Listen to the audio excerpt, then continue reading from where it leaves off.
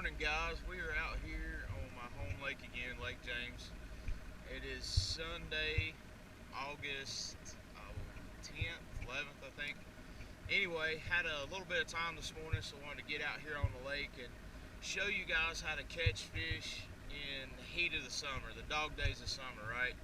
So had a little bit of time this morning, probably going to fish till about 11, 12 o'clock or so. And then we're going to get the heck out of here because it is a Sunday and this place is going to get insanely crowded with pleasure boaters and that kind of thing. And if you guys fish, you know what that's like. We're just not going to deal with that. So anyway, just wanted to get out here this morning, show you guys a little bit about how to catch bass in super hot conditions and dog days of summer. Hopefully we can get out there and catch us some.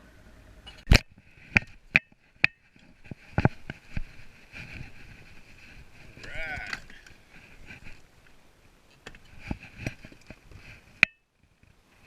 Alright guys, so in the summertime, I always like to start shallow. I like to look there first. And in the summertime, there's really 2-3 places you're going to find fish. When it's super hot in the summertime, the fish are going to go super dirt shallow. They're going to be deep offshore on structure and cover, or they're going to be in some type of a current, like up in the river, that type of deal.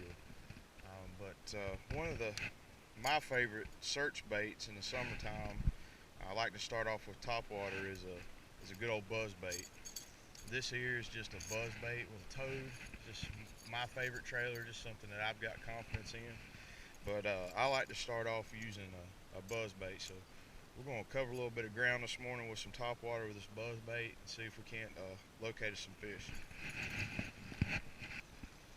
I'll give you guys another little tip that I still fall victim to sometimes. I love catching this way, throwing a buzz bait. But don't get stuck in that, guys. Don't try to force feed them.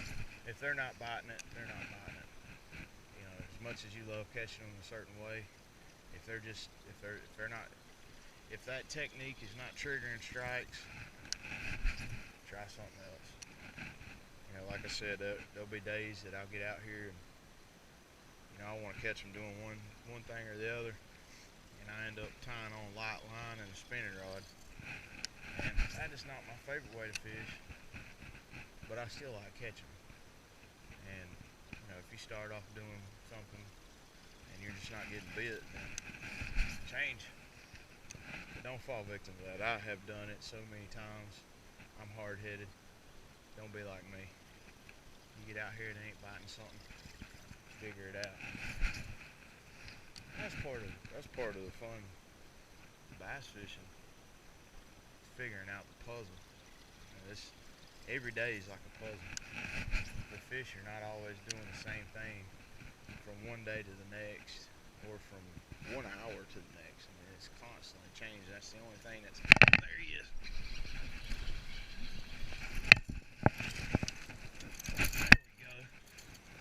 There we go. What I'm talking about. Choked it too, buddy.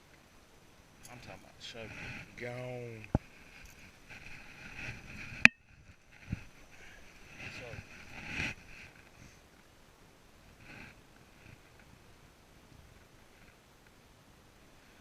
here's something else for you guys when you're fishing in the summertime. As you guys can notice, you got cloud cover over here, and we're starting to get some clear bluebird skies over here. And as you can see, where I'm fishing right now, we still got some shade. But you notice how the sun's starting to peak on these banks over here. You want to try to target that shade as long as you can. And then even when the sun gets high and there's very little shade, if you're fishing shallow, you need to be looking for the shade. And I mean, shade could be, a small spot of shade under this overhanging tree that's no bigger around than where I'm standing. And there could be a fish laying there. So just keep that in mind if you're fishing in the summertime and it's 11, 12 o'clock, the sun's up, and you're fishing shallow, target the shade.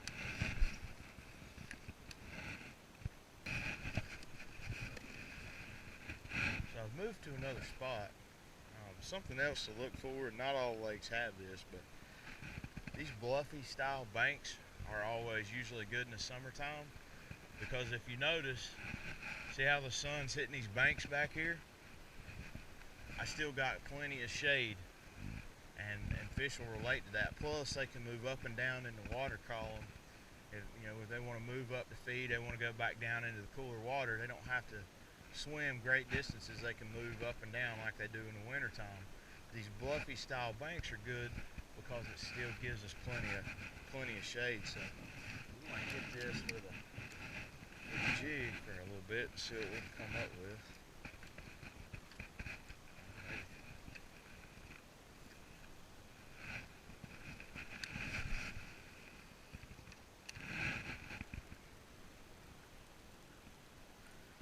Here's another little tip for you guys. So anytime you're fishing these bluffy banks, fishing a bank in general, pay close attention to what they call transition areas.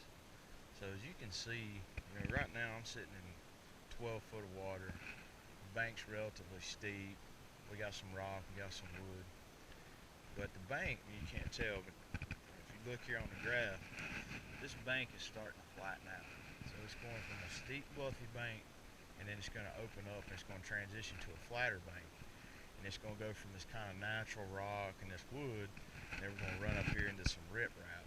And those type transitions are usually good. Those fish like to sit on that stuff.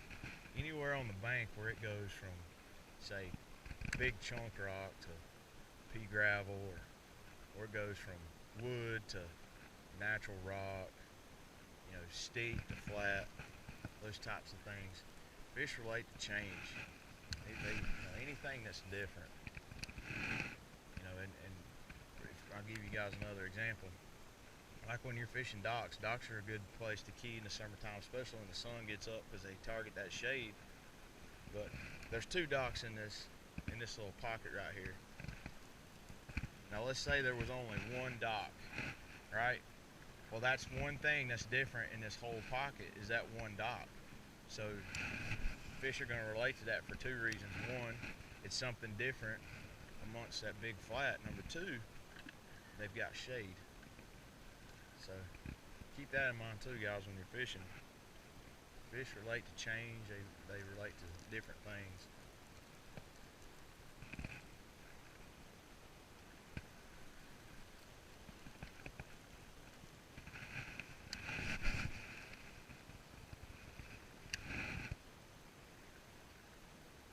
There he is. Good fish. Right where I said he'd be, guys, right on that transition. You see that? Here he comes. Good fish. Good fish. Nice fish. Good fish. All right, girl. Thank you.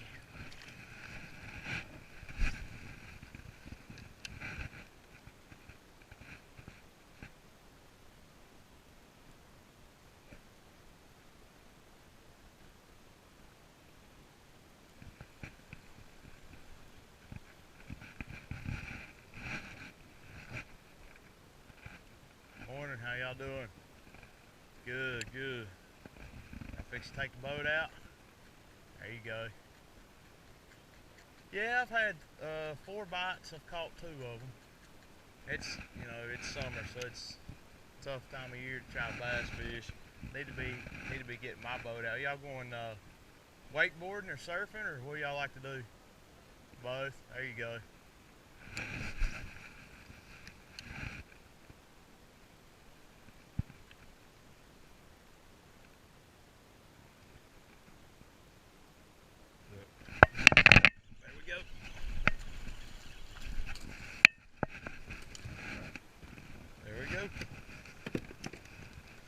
That was a cool bite. I watched him eat that one.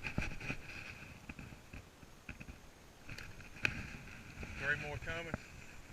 Look, there's another one cruising the bank right there in front of him. I get that one bite.